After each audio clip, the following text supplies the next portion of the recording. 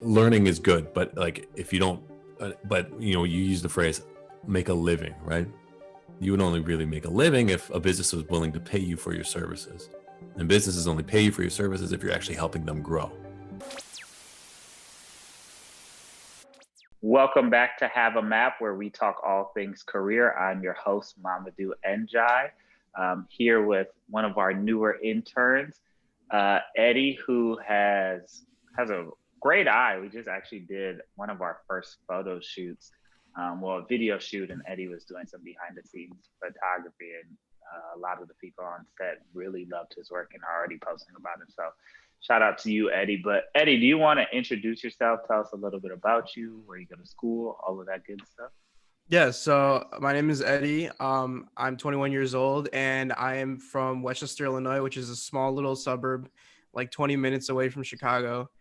I'm going to school at DePaul right now, majoring in film and a minor in photography. And yeah, it didn't start out that way, though. I started off as a computer science major and realized really quickly that I did not like it, and I wanted to pursue photography and film and stuff. So it was definitely a big decision to make, but I'm glad I did it. And I'm already on my senior year, so I'm being graduating soon, and I'm really excited for it. Beautiful. Love that. Love that energy. And introducing our guest today, we have Alex. Alex, how are you doing today? Doing great. Thanks for having me. Thank you for joining us. And Alex is actually referred to us from someone on the podcast who was previous on there, which is helping to build our network, which we love, and we truly appreciate that so much. Alex, do you want to tell us just a little bit about yourself? Yeah. So I've been involved in, I guess, like the creative industry for, maybe 15 years now, but and I never thought I would end up as a photographer. I studied music actually for a long time, composition and jazz, and that didn't make me nearly enough money. But I guess one of the bigger changes that happened when I lived in New York, I started taking photos of myself for Tumblr. So this shows you how long ago this was. This was in 2010. But eventually it kind of centered around, outfits I was wearing, which was the thing back in the day. And then I got picked to shoot Fashion Week for Tumblr, which was crazy. And I actually thought it was a mistake. I emailed who was the fashion director of Tumblr. I'm like, hey, did you mean to send this to me? Because there's no, in my mind, I was like, I'm not the guy for that job. I only take photos of myself and my friends for fun. And he said, no, it's you. We want you. And I said, oh, okay. And we don't have to go further into that, but that's the first time I realized, I'm like, wow, I guess like I don't have to feel ready. You just have to do it. And that's what changed it. And then the more I shot, and when I moved back to Chicago, it was another kind of a weird break where Haberdash, which was a menswear store here, they asked me to be their creative director. And I had not been a creative director of anything. I'd never even managed people except at a restaurant. I mean, I was a bartender for a long time. And I said, yeah, sure. Because I kept thinking, like, what? I guess I should just keep saying yes to these things that I'm clearly not qualified for. And we ended up doing a lot of great work. And then, eventually led me to, that was 8 years ago. And now I'm, at BLVDier, working with them on their imagery and branding, and working with Zach to, nail down what they're trying to say visually, what they're trying to say with their product. And so photography, for me has actually been a great business card, because it's always led me into someone's life, whether it's a friendship or it's, a business opportunity, or sometimes both. If you're really lucky, you can get both. I mean, it's pretty rare that you get to be someone's friend and work with them. And I've been using photography as a way. I never wanted to charge for my photography, because I always saw it as something that I like to use to express myself. But in that way, I was able to also filter out what kind of, connections I was able to make, and, also gave me leverage in the negotiation process, which we can talk about later too. I think that's one of the biggest things that they don't teach you at school, regardless of what you study. Even if you are a business major, they don't teach you negotiating and leverage and how to actually find out what your customer wants. Because it's great if you're great at photography. It's great if you're a great musician, but it's not great if you don't understand what they're paying for. And if you don't understand how to deliver, you'll never get hired again. So you could be the best artist in the world, and if you're trying to make a living off of it, and if you don't understand the transaction, then it doesn't matter. You can be the best in the world. So I'm sure we can talk about that. I'll let you lead the discussion because I could just talk about myself for an hour and no one will learn anything. So let me tell me, what do you you switched from CS to film, which is cool, because you can always jump back to, you can always go to Lambda Academy or boot camp if you want to on the side, if you want to jump back in. But what made you want to study film then? What was that? Funny story, actually. It was like the summer going into college. I feel like everyone at some point, at least like my age, wanted to start a YouTube channel for whatever reason. Right. Because I really like a lot of like these YouTube channels that are very like cinematic and stuff, and they make like really nice looking, like whether it's like vlogs or just like videos, like just good production. And I was just like, okay, that seems really cool. I feel like that's something I want to do. So I bought a camera. It was like a really like just entry level like Canon like Rebel camera. And I was just like, all right. So I started like kind of messing around with it, learning how to use it. I knew like nothing about like cameras, but I'm a pretty tech savvy person. So I was like, all right, I could probably figure this out. And then I was like just filming whatever when I would hang out with my friends and stuff. And I was like, this is kind of cool. But I never saw it as something I wanted to do as a career. And then when I had the camera, I only had like video in mind. I didn't even like think about photography until I just saw like my dog just like laying on her bed and she looked really cute. So I was like, wait, I want to take a picture. And so I started taking these pictures of her and I thought they were so good. And in reality, they're terrible. Like I still have these pictures on my phone. They're so bad, but like, I just thought it was so cool. And I was like, wow, like maybe I could like take some more pictures and see like what I can do. So then going into college, I was just like, I'm going to be CS. I want to be like a software engineer or whatever. And then I realized really quickly, it just wasn't for me. I was like getting frustrated with like, coding and stuff. And I was just like, all right, that's fine. Like I'm going to give myself like freshman year to figure this out, see what I want to do. So as the year went on, I actually like switched from CS to game design because it's in the same realm. You're still coding all this stuff, and I really like games and stuff. So I was like, okay, I'll see if that's any better. And then by the end of it, I was just like, I don't know, I'm not feeling it. And throughout the year, I had my camera with me, and I was like getting better with like photos and stuff, and I was like shooting my friends and everything, and I was just like really liking the camera stuff.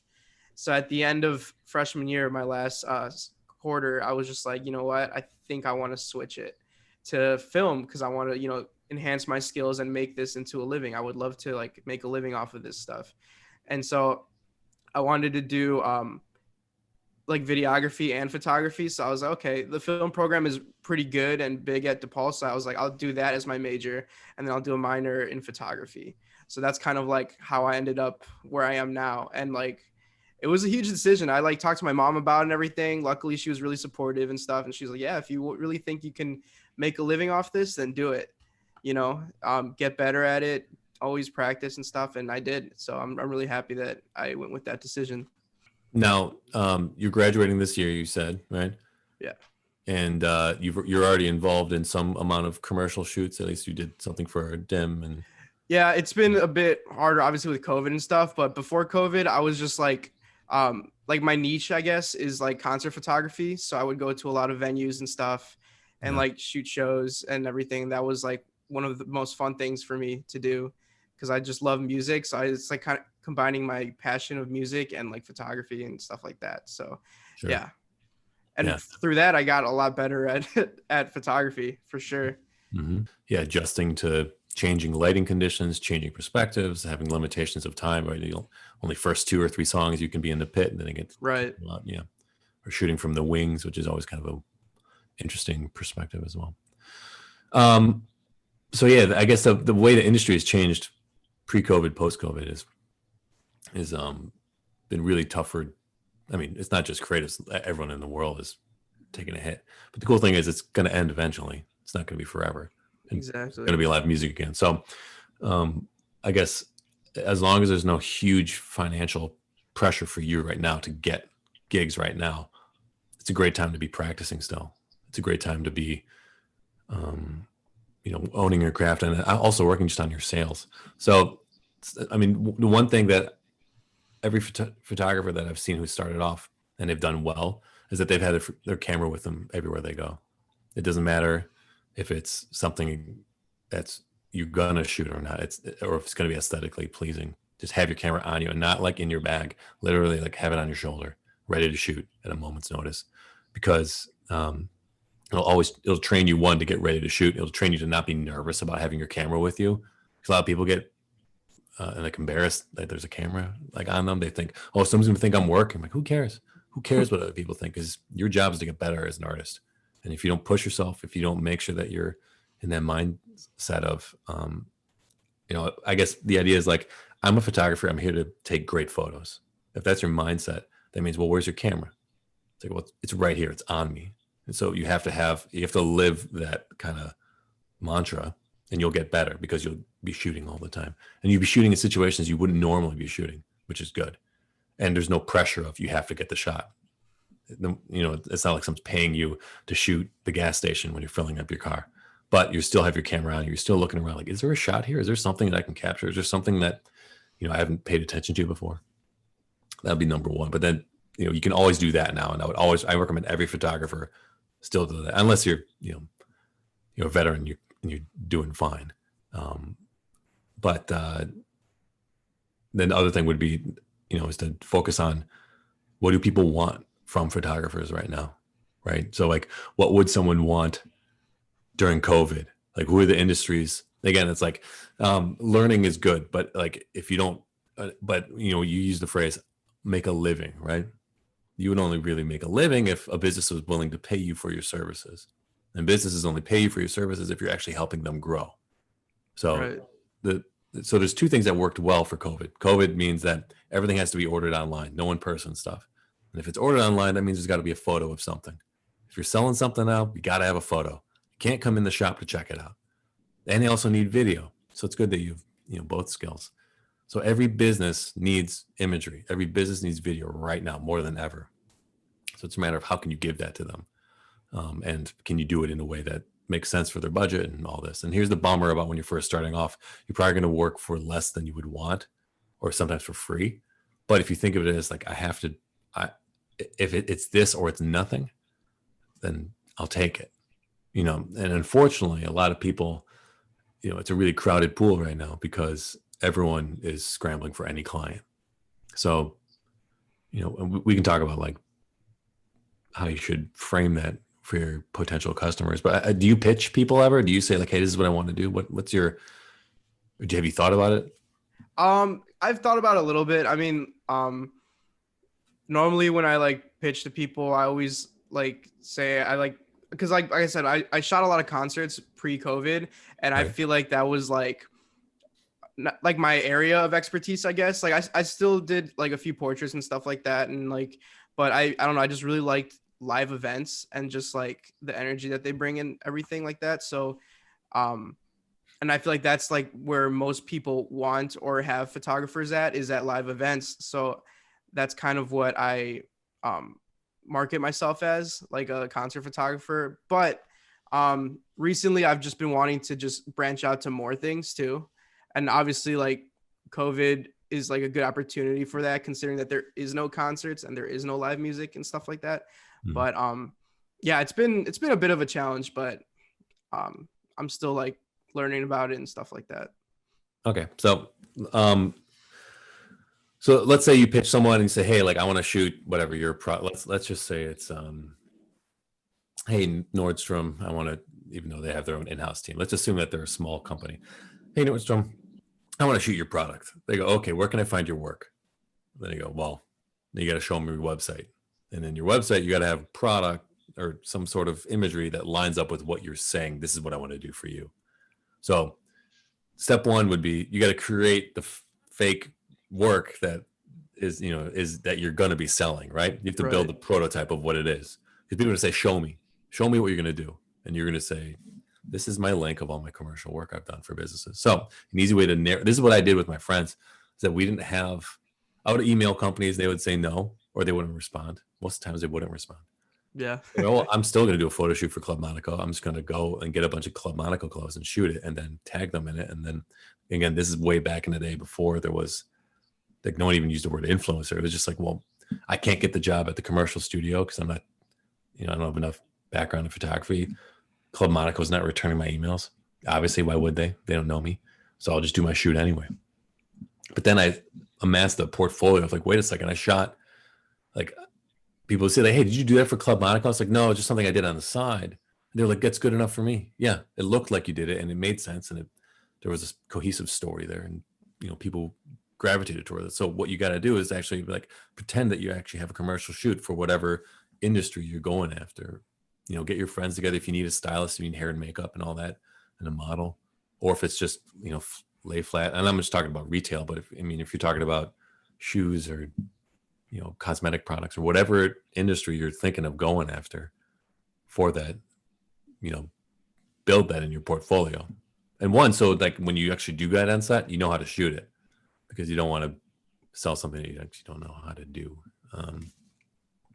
So that would be the easy way to, or rather, I think every photographer, every artist, everyone has to do that. You have to, no one's going to buy it yet because no one believes me yet. So I don't even believe me yet. So I got to show that I can do it and I can execute and go from there. And then you can say, if someone goes, okay, I see that you shot it this way. Can you shoot it that way? Because you're just kind of giving them little pieces of information about like, is this what you would pay me for?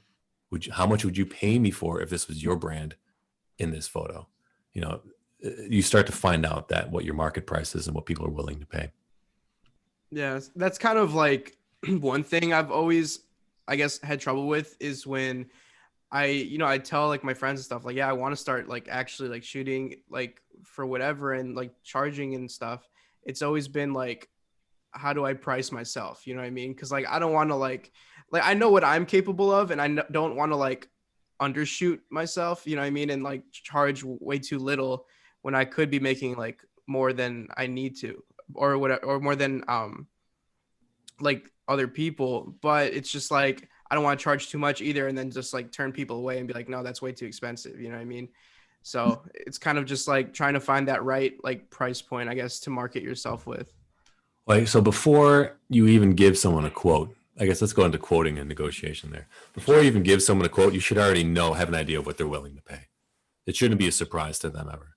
So like when you first, let's say I'm talking to Joe's Boutique or Joe's Boutique, right? And then we're talking about photography. One of the best questions you can ask, like, do you have a budget in mind? And they'll tell you exactly what they're thinking of paying. And if it's too high, too low, that's fine. But if it's too low, then all you got to do is roll back what your services are. So it's like, oh, okay, like that's a great budget. That'll get you 10 photos. And they'll say, and then you can start the negotiation process. But you don't want to, this is just in business in general. You never want to surprise anyone because you don't know how they're going to react and they can always walk, especially if you have no leverage. You always want to make sure that you're guiding them in a certain direction that will give you the answer that you want. So again, like, do you have a budget in mind? And sometimes they'll say, which is weird for a business owner to say this, no, I don't. I'm like, okay, so, okay. So you got to find out like, okay, what have you spent something on this before? Have you paid a videographer before? Have you done any kind of marketing before? Any marketing initiatives? And they say no. Say, okay, what would it be worth to you to increase your sales by 15%? So you can flip it. It's like, what would you want to have happen? We're going to increase your. Everyone increases their sales when they have better photos. That's obvious. Probably maybe 5%, maybe 10%. If you do it well, it could be 15%.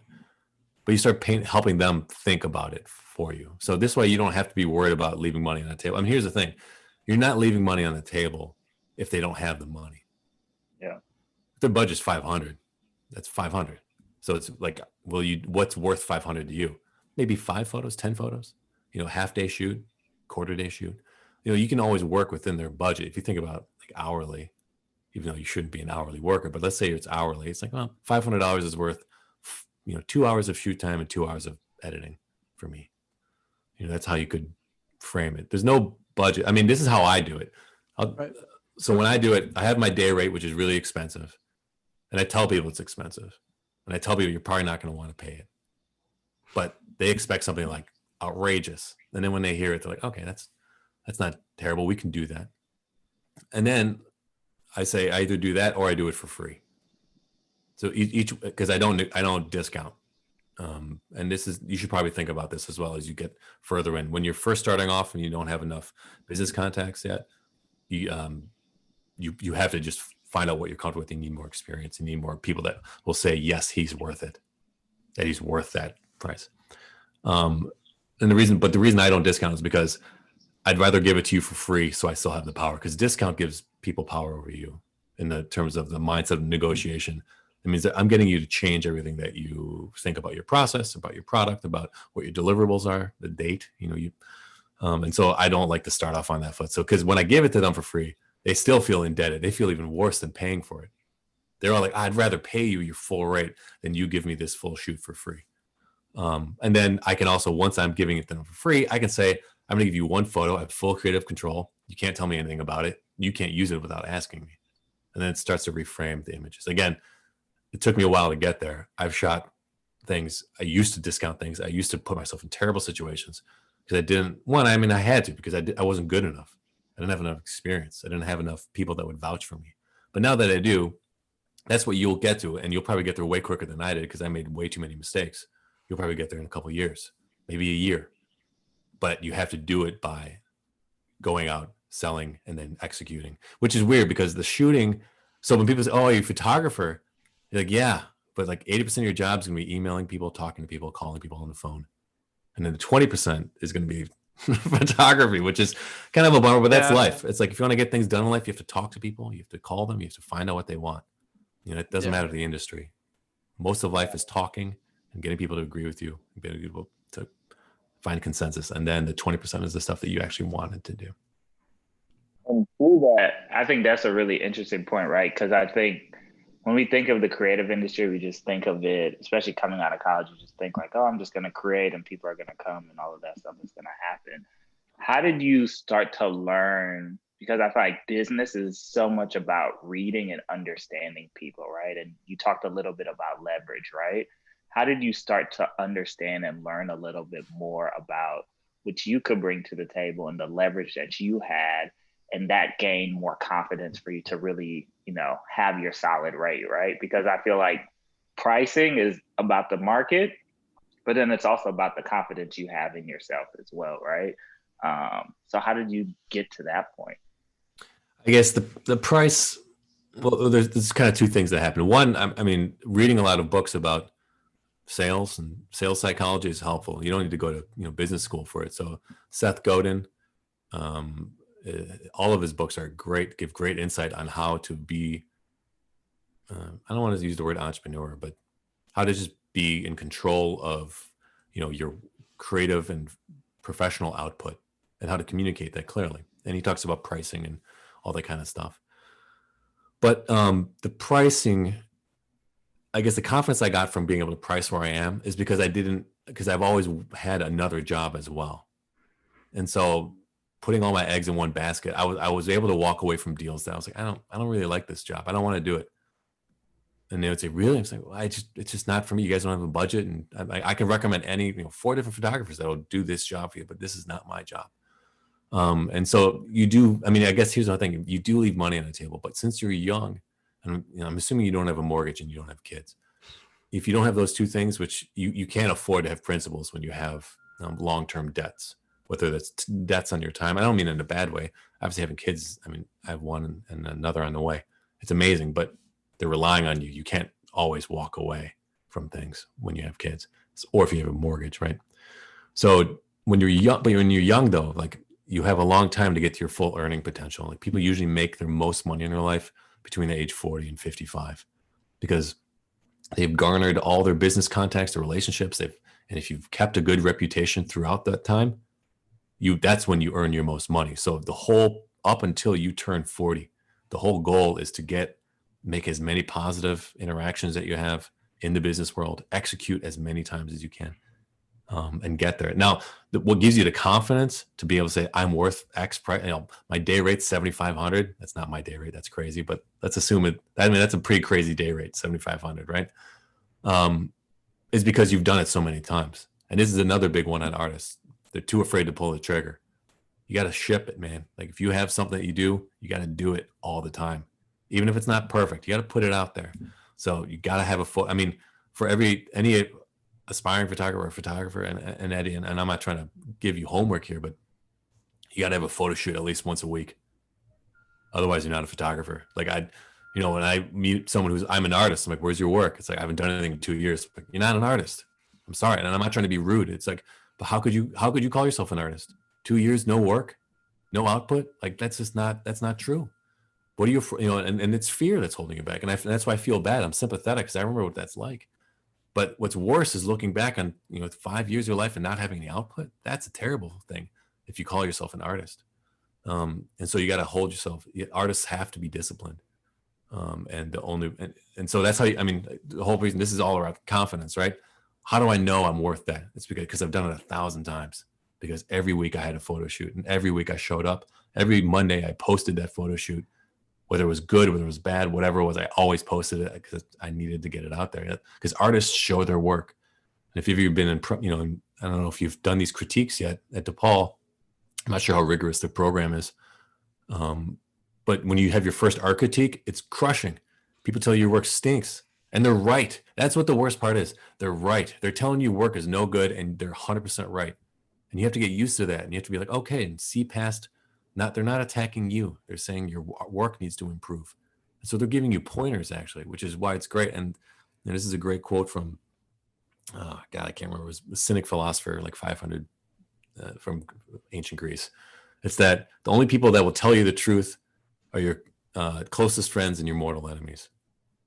Like they'll tell you exactly what you need to fix. Like your biggest critic is actually so helpful because they'll tell you what you need to work on, because they're not afraid of offending you. Their whole point is to try to offend you. So you get that confidence by executing. I guess that's a long way to say it. Yeah, you hold yourself to a high standard. Yeah. Right. Like I kind of found myself during like quarantine kind of falling into that trap a little bit, because like I was, obviously I had to be like isolated and everything. And I was at the beginning of everything, like in March, April, May, I was at my apartment by myself. My roommates have all gone back home and I was just like by myself. And then I was done with like school. So it was kind of like the summer. So I had nothing to shoot, and I just found myself like, I guess like I felt like I was wasting time. I was like, I need to shoot something. Like it's like a itch I needed to scratch. So I like started taking my camera and just going on walks, and then just doing like photo walks and like shooting whatever I could, just to like, keep myself busy and like not lose my touch, I guess. So I definitely agree when you say like you can't be like not doing your art, like as an artist, like especially like you said, like it's when someone asks you like, oh, let me see your work, it's like, oh, if you haven't done anything like a long time, they're not going to take you seriously, and they're not going to take or like see you as an actual artist, because an artist always like, works on their craft. They're always learning new things and stuff like that. So that's definitely something that like resonates with me for sure. Right. Yeah. And the thing is, it'll make you feel better. Yeah. You won't have to think, am I working hard enough on my craft? 100%. You'll know it's happening. I know I'm getting better because I can see 2 photo shoots ago, I'm not making that same mistake. I, change the lighting and change whatever. So it's that'll give you so much confidence because you can deliver and execute. And I guess here's the other thing. All these things that it sounds like I'm like diminishing the creativity side of it, but the people that get rehired are the ones that deliver. I know a lot of very talented people that will not return emails, that will not deliver photos on time, that will show up late. All these things. It's like, and it's sad because, they're very talented, but if you can't deliver, like, again, if it's a business. Now, if it's your art, it's different. So you should always have your passion projects and you should push yourself hard there. But when it's something that's a commercial interest and it's for your business, you got to deliver. So, I guess no one should really disagree with that. It makes sense. People are counting on you to give them the images on the day that you said. It's like, you can't not do it.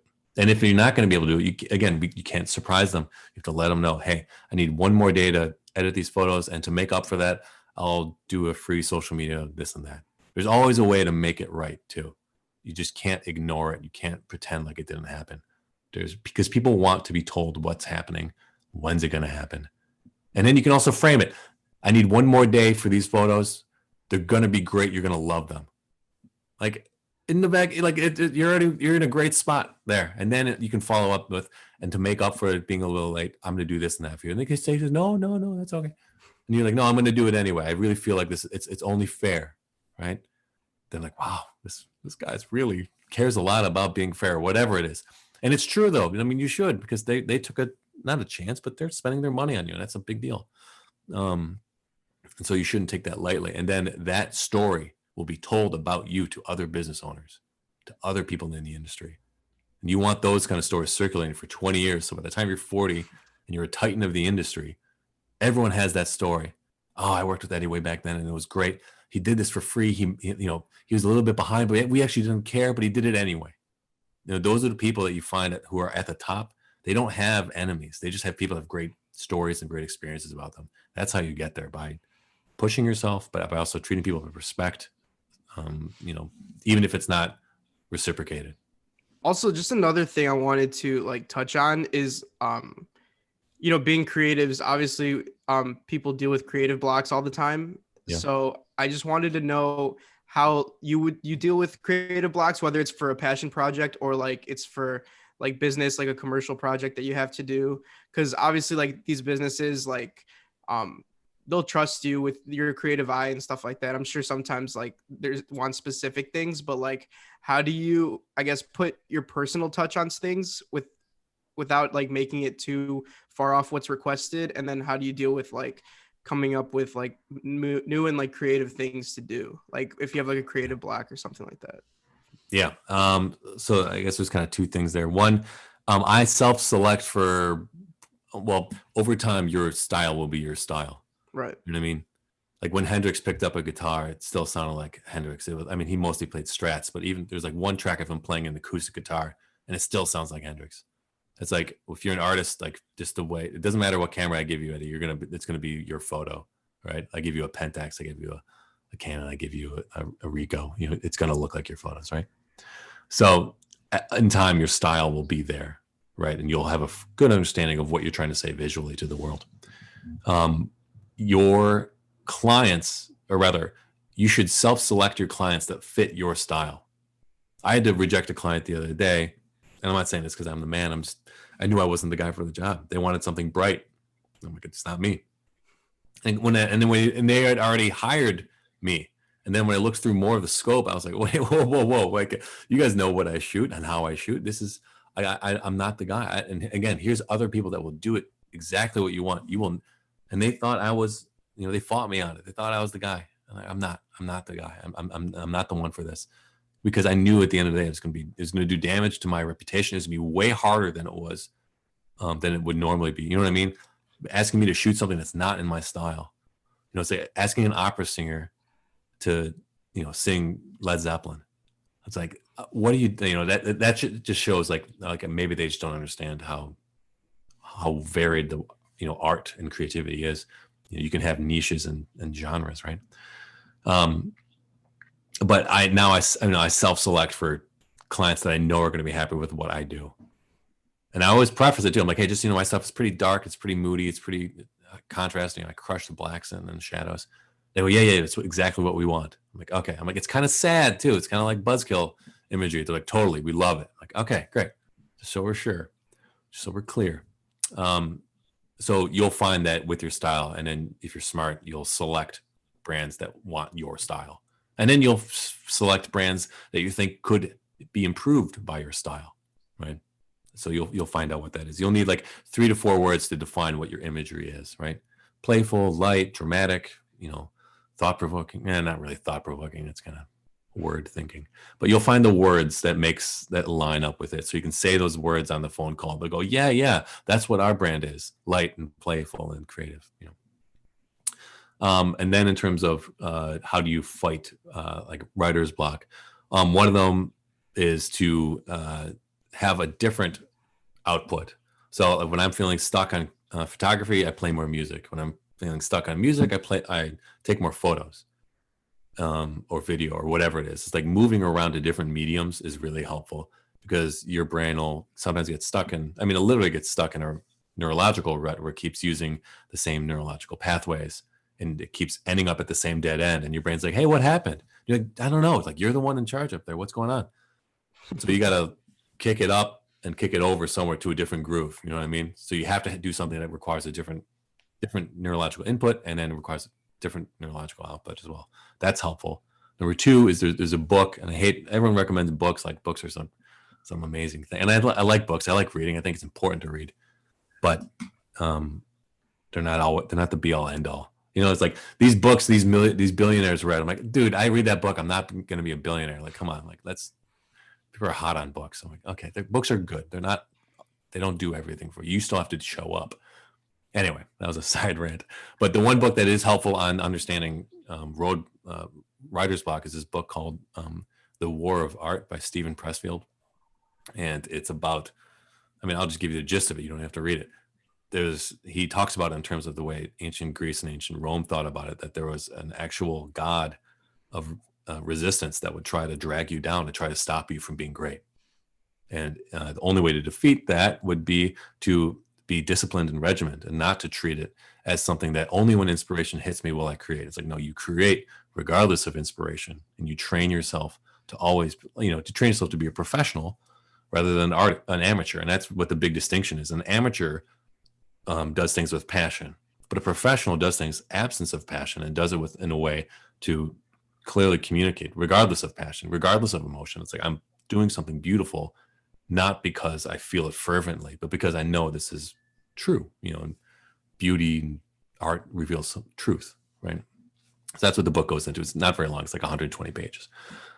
But the only way to get through writer's block is to force yourself to do it. And that's why it's such a bummer, because everyone secretly knows that deep down. How do I get through it? It's like, you just got to sit down and write. You just got to, take that shot or write that song. There's no other way around it. And that's why it's a bummer. So regimenting your day. So this is a big thing with coronavirus. The big thing that I've seen with my creative friends is that we think that there is no urgent need, no pressure to create, because it feels like, well, the world's on pause. Like, no. The world is not on pause. Things are moving forward, but no one's really talking about it, because everyone's talking about Netflix. Everyone's talking about getting food delivered. Now I don't have to, take the train. I don't have to take the blue line to the office now. I don't have to do these things. So it makes you think that, like, is the world paused? But it's not. And so the hardest thing for a creative is that you have to hold yourself to a really high standard and keep creating and creating good things. And it's going to be a lot harder because some people are not going to want to go out, and they're nervous, and you got to wear masks and all that stuff. And that makes it really hard to take photos when you have a mask on, because it blows all your breath into your viewfinder. Yeah. Which really is, it's really, I don't like that. But you have to hold yourself to a high standard and fight through that resistance. And you have to keep a schedule. You can't do it you can't say it in your head. You have to, I have a schedule over here every hour, because if I don't have that, something about this lockdown, man, it makes it like you don't get anything done. Yeah, I definitely feel that, especially with like my schoolwork and stuff. It just feels like so weird, just like not having to go anywhere. And it's like, it makes it a little harder to manage your like time and stuff, because like it's almost like time doesn't exist. Right. But yeah, so I've kind of like done something similar too. I just like been having like on my notes app on my phone, like timing out my day, when I'm going to do this, when I'm going to shoot this for this assignment and stuff like that. But I also wanted to ask you, just like, obviously like pre-COVID, or even like during COVID now too, like what does a typical day look like for you? So I'll go through like a typical day when I'm in the studio, or when I'm going to the studio. Or rather, maybe instead of a typical day, I'll go like, how do I get like photo shoot from start to finish, from like agreeing to shoot the images to delivery of images, and then follow up. So the day before, got to charge your batteries, got to empty your memory cards, got to bring extras of everything. That's a big one. Of being a professional, you have the right equipment, and you have two of them in case one breaks. Because I can't tell, I've done it, and it's humiliating, but it happens to everyone. You only bring one, and that one camera breaks, and one lens breaks. It's not good to have. So have a backup plan. So, because you don't want to be flustered on set, because then everyone the client looks at you like, "Wait, you okay, dude?" And you're like, yeah, everything's fine. And you're freaking out maybe on the inside, but you shouldn't freak out on the outside, because people are looking to you to lead. That's another thing. No one there is a photographer. You're the photographer. So you got to show that this is how photography gets done. And if you exude that, people will just follow your lead. They're not gonna, check you on like, should we style it like that? Is the lighting right here? Because this guy knows what he's doing, because he acts like he knows what he's doing, and he's got a ton of gear, because who knows why. But you know why, because you need it just in case something breaks. So night before, equipment check, focus check, making sure everything works, charging all your batteries, emptying all your memory cards, and then doing just in your head, if you can, like, how do I want the setup to be? Doing some light work, like light diagrams. And if you need inspiration, you can go on. I mean, luckily YouTube is the great savior. So if you need to know how to do a different kind of lighting setup, you're like, okay. And then plot out how long you want to be shooting stuff. And if you have a shot list and you have an amount of time, divide it so you know how long your shots are per shot, or how long are you going to spend on each product or whatever you're shooting, because you don't want to be halfway through the day and only have gotten 10% of the stuff done, because you can't get everyone back in the room again, likely, or rather it costs money to get everyone in that room again, and you don't want to incur another expense because you're bad with time management. So if it's something like I get 8 minutes per product, that means you got to get maybe by the second or third shot, depending on how long the stylist needs, or whoever on set is doing things to make sure the product looks right. And I'm assuming we're doing commercial, but even if it's portraiture, there's hair and makeup. If it's bridal shoot, there's a stylist for the gown, there's a stylist for the veil. Depending on who's there, they're going to need time to do their thing to make sure that part looks good, because you won't know the difference between a good looking gown and a great gown. That's why they're the specialist. So you have to play off of them, right?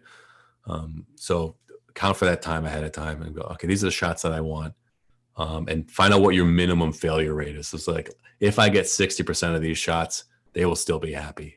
So just kind of keep track in your head. Like, I need to know I have to get 10 deliverables or whatever it was. And then when you show up, greet everyone, shake everyone's hand, introduce yourself. Everyone on set, every single person that's there, if you're the photographer, people need to know that you're in charge, what your name is, if they need to get your attention. And then find out what everyone's doing and how they like to work too.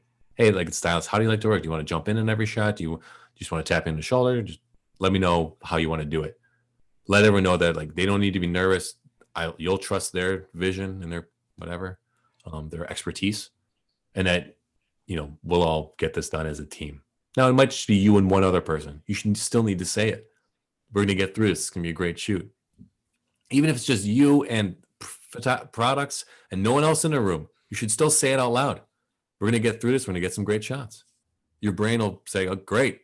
Like, you're pumping yourself up. You got to do it, because your energy and your emotion is going to go into those photos, right? Even though I said that's ideally not how you should be done as a professional, you still should do it, I think. It's like a mantra. Then you get through the shots, and then you take a lunch break sometimes not. Depends on how long the shoot is. And when you wrap everything up, thank everyone, go home, look at the photos. Hopefully you got what you needed. And hopefully you're checking either in camera, if you have a big enough LCD to check for focus, or if you're shooting off of a capture station, I don't know if you use Lightroom or Capture One, but some kind of capture station to review. Because sometimes when you're shooting, you also show the client and you say, hey, look, see, I'm doing the thing that you said I should do. Great. That's exactly what I said it should do. Make them feel not involved, because they're not there to work. They're paying you to work. But make them feel like they made a good decision in hiring you, right? And if there's a model there too, great. I love it. Great. Keep going. This is great. You're giving me great looks.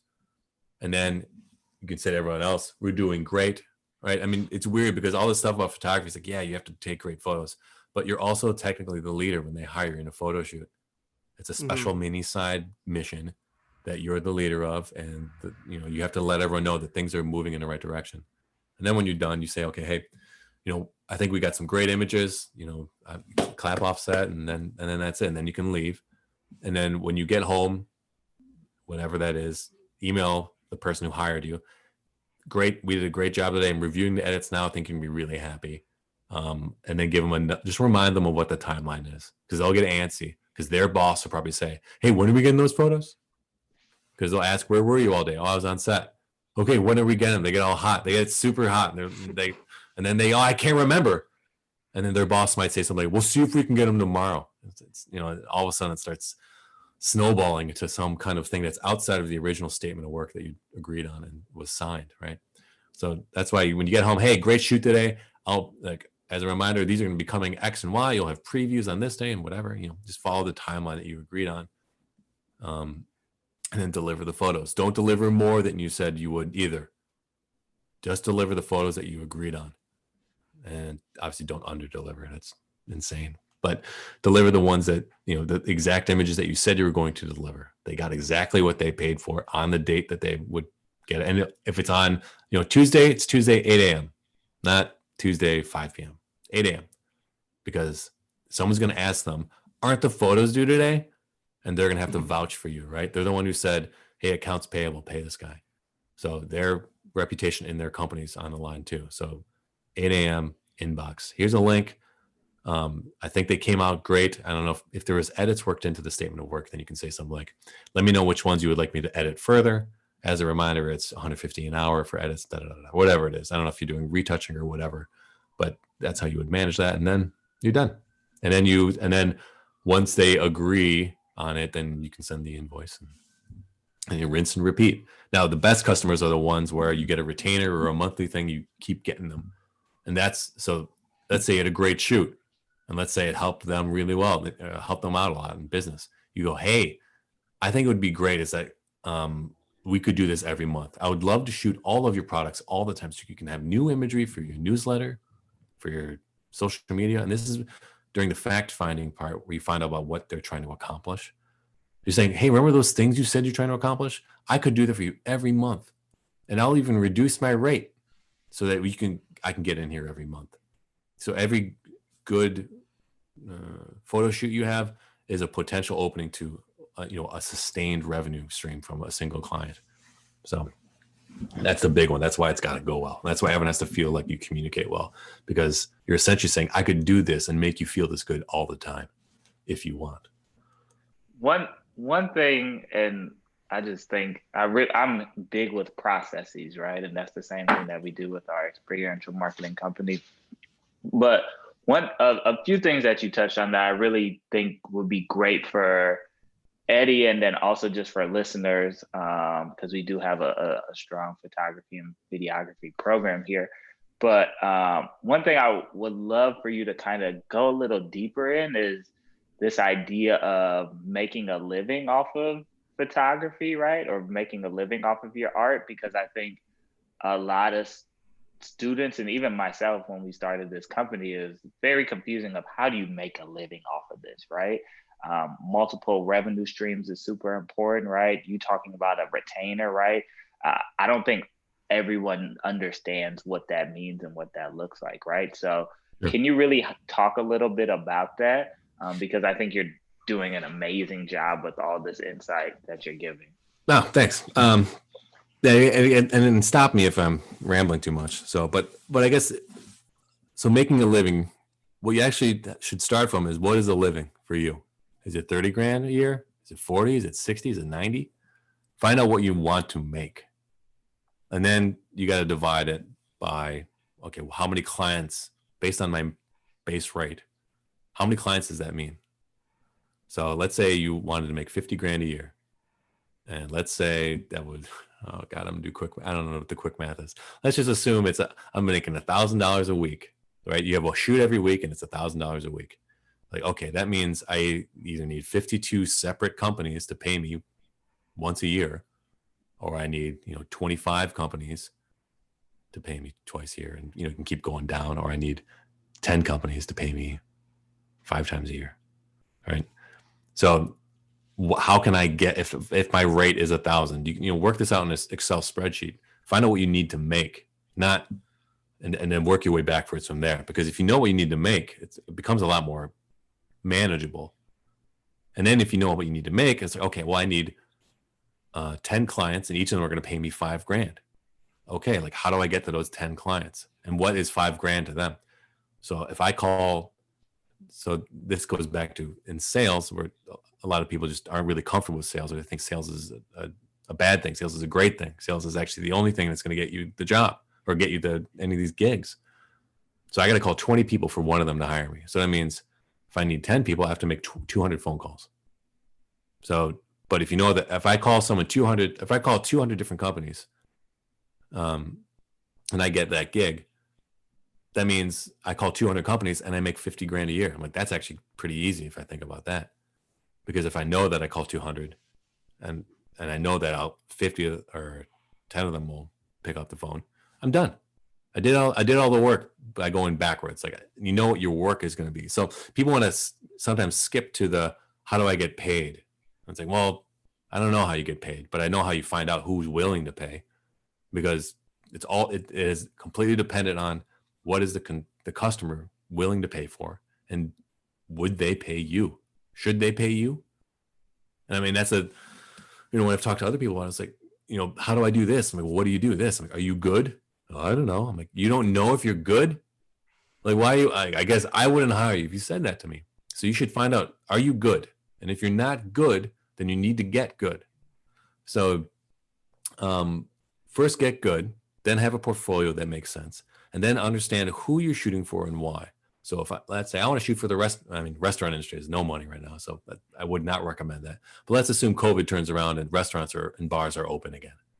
They need to showcase their food and their cocktails to the world on Instagram, on Yelp, on their own website, on their newsletter, right? I'm going to come in, I'm going to focus 100% on restaurants. I'm going to call every restaurant in Chicago, from fine dining to hole in the walls to coffee shops. I'm going to call them all. This is what I do. I do photography. Let me come in for 5 minutes. I mean, this is how you would start it. I want to come in for just 5 minutes to show you my work and see if I can get, and see if, we'd be a good fit. Most people would say yes to that. I got 5 minutes. And then you show them here's my work. You'll look ahead of time. And then you show up and you give your pitch. This is what I want to do. I want to take photos for you because I think I can take great photos of your work. And I know that you don't want to constantly be taking, you as a business owner or a director of marketing, don't want to be in charge of taking photos. And again, so like whatever your creativity, whatever your outlet is or your medium is, what people are doing is they're paying you so that they don't have to do that poorly. Like if I'm director of marketing at the company, I'm hiring a photographer so I don't have to do it. And especially if I can't do it, right? That's what I'm paying for. I'm paying for you to do something to help our business. And so that's how you need to frame it. So the only way you can make a living is by finding people who are willing to pay you a living. And the only way to do that is by calling people and finding out who you're going to be focusing on. So if you're focused, you got to, so Eddie, who do you want to focus on? What's an industry you want to focus on? Definitely like music industry, like venues and stuff like that, I would say. What about? Obviously, it's not prominent right now. What's a different industry what's the second industry you would focus on? I really am interested in like product photography. Lately, I've been feeling more interested in that kind of field. Great. Okay, so here's the two things that we would do. So let's assume I was your business manager, right? Okay. Eddie, hey, thanks for coming in. This is what we're going to do for your career, right? I'm your new business manager. Let's find some. First, let me see your product photography shots. And you're going to say, oh, I don't have those yet. Like, okay, well, let's get you involved in that.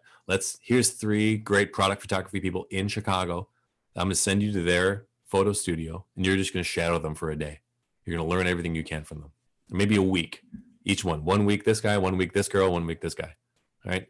So you got 3 weeks of free education from a top product photographer in Chicago. That's the first thing you would do. Now, the second thing, okay, now we're going to try to recreate that in your studio with your equipment, right? Because that's what you're going to be selling. So you would shoot that and try to recreate that in your way and with the limitations and whatever you have with your equipment. Great. Now, let's update your portfolio, Eddie. So we go to portfolio, we add a tab. It says product photography. Then we have the brands, the fake photo shoots that we talked about. Set those up. Great. Now you have the lay flat stuff, right? Here's the tabletop stuff. Here's the shots in hand, whatever it would be. Okay, now we got a great, kind of diverse range of product photography. Okay, here's our target list now. And I give you a big list. It's 200 companies. You're going to call every single one. And you're going to email them after it. So your voicemail is going to be, hey, this is Eddie. I'm a photographer in Chicago. I do product photography. I love your brand. I love what you've done. Especially the specific thing that I saw on Facebook. You're going to say something specific. And then you're going to say, I'm going to send you an email as a reminder. I'm sure you're very busy. I would love to come by and show you what I can do for your company. Boom, done. Here's a link. So you send the email, you send the link, and you do that 200 times. That's what we would do if I was your business manager and we were trying to break into the commercial photography scene. And then in another 2 to 3 months, we'd call those same product photographers and go back and study with them again. Hey, can I just come by for another week to see what you're doing, see what you're working on? Because secretly you might be hired as first assistant on set. That would be great. It's a great way to learn. You get paid to learn, and you're just essentially adjusting flags and all day. You know, it's not actually, it's a pretty easy gig. I mean, you're setting up the stands, you're setting up stuff, but you're not actually the one in charge of delivering, which is great.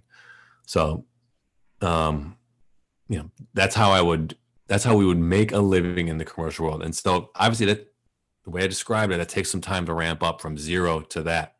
So, which is why it's good to find out, what do I need to make this year? And is it possible for me to get any clients, even if they're not in commercial, even if it's not product photography, any client, even if it's weddings, whatever it is, just to like, so I can start saying I'm making money from photography. So it's actually real. You're not lying to yourself. It's not a dream. It's just something that's, people have paid you for your images, which is good. That you want to have that reality there. And then beyond that, you know, based on what you needed to make this year, you start making calls, you start making emails. Did that answer the question about making a living? Is that? Absolutely. A lot of good insight. Thank you. I really appreciate that, Alex. Yeah. And again, like, you'll find your best way to do it. Although but what I'm describing is the way that anyone in any industry, that's how it would work, right? It doesn't matter what you're selling. You're selling sausages, you're selling suits, you're selling photography, you're calling people. Do you buy sausages? You got to find out if they're in the market for it. You're not selling to people that don't buy it. That's the big problem. And I used to waste my time selling to people who had no budget. Like years I spent my time on it. Like, what a moron I was. Like, what was I doing? But I thought if I just said the right thing, magically $5,000 would appear in their bank account. Like, they would have the money. Like, I can't force them to have that money and then have the wherewithal to hire me for this magic money that appeared out of nowhere. So what was I doing? And that's where I really wish I was better prepared for sales. That's why it's important to have good sales, because you gotta listen. They'll tell you exactly if they're ready to hire you. True. I feel like that was some pretty good insight overall. I know we're already running up on what, like an hour, Mo? Yeah. I think maybe the last question could be, you know, when looking at this industry and everything you've learned, right? Someone who's interested in shooting and starting tomorrow, right? What advice would you give them, right? Are you saying, hey, figure out if this is something you love first, right? Are you saying, hey, go into the direction and just start really tapping into what industry you're trying to go into first, right? What direction would you steer them if they're like, hey, Alex, saw your work, love what you're doing, I'm trying to get started in this industry, don't really know what industry I should go in? Like, what direction are you pointing them where they could start something tomorrow? If you could start something tomorrow, I would go into an industry that you at least have some amount of interest in. Because if you're not interested in it, it's really hard to take good photos. It's really, it's like forced to take a test. Your brain is struggling to get the good shots. I mean, you'll take a bad shot just because you want to be done with it. So if you're gonna start right away, how would you narrow it down to what are you interested in? So Eddie, your music and live concert photography, it's great. And unfortunately that's just on hold for a little bit. There are still some kinds of there's not really a lot of live events though, and no one's really paying for that right now, except weddings. Those are live. But shoots. What's that? I was saying there's a lot of like pre-recorded video shoots. Right. Yeah. So there's a lot of that kind of stuff. And so, I mean, the thing is, musicians still need to promote their albums. Although venues are likely not going to survive this winter. So, unfortunately, there's going to be a weird restructuring of what live venues are in Chicago and what promotion, what Live Nation decides to do with the venues here. So you're going to have to wait and see there. So in the meantime, whatever you're interested in, like just think of, so people usually do this. Oh, would love to shoot for Nike. It's like, okay, who wouldn't? That'd be great. But what is like the Chicago version of that Nike? What boutique store in Chicago where you can talk to the owner? Like, we're not talking to who's it? Spectre, right? Who is the CEO of Nike? Whatever. It doesn't matter because I'll never talk to him. But like, find out what that version of, like, okay, so you want to shoot athletic wear. Great. Maybe you go to Fleet Feet Chicago, like the running store. And you say, hey, let me shoot some of your running shoes. Or you go to a Notro every now and then carries, fitness gear, though it's pushed more like athleisure kind of stuff. Or you'd have to find the version where you can talk to the decision maker, because you can't just tweet at them or DM them and think that, oh, like maybe Nike will hire me. It's like, it's not happening. It doesn't work like that. Now, not for billion-dollar companies. Like, but you can email the owner of a local boutique and they'll probably need your help. The budget is going to be a lot smaller, understandably, but if that's what you're interested in, it'll be easy for you to get it done. It'll be worth it. Perfect advice. Well, Alex, I want to thank you so much for jumping on our podcast and giving so much insight. I really think this will truly help someone to get to the next level. I know it's even helped me to refresh some of the things that we're doing here at Div Event. So I truly appreciate that. Yeah, my pleasure. Thanks for having me. Of course. And if people want to get in contact with you or look for you or have some interest in mentorship, where can they find you? Two ways. One is you can reach out to me on Twitter or Instagram at Super Danger, or I stream on Twitch every Monday and Wednesday, Super Danger Gaming. So twitch.tv/Super Danger Gaming, and I do these like TED Talks at 9:30 Central every Monday and Wednesday, where I go over certain life skills or how to approach certain situations, how to apologize. That was a really popular one. So if you guys want to reach out there, I have a lot of fun with the chat and we have a fun time there. So any of those. Cool. Well, thank you so much. And Eddie, great questions for everyone listening, whether this is your morning routine, afternoon, or before you go to bed. Thanks for listening, and we're out. Skirt, skirt.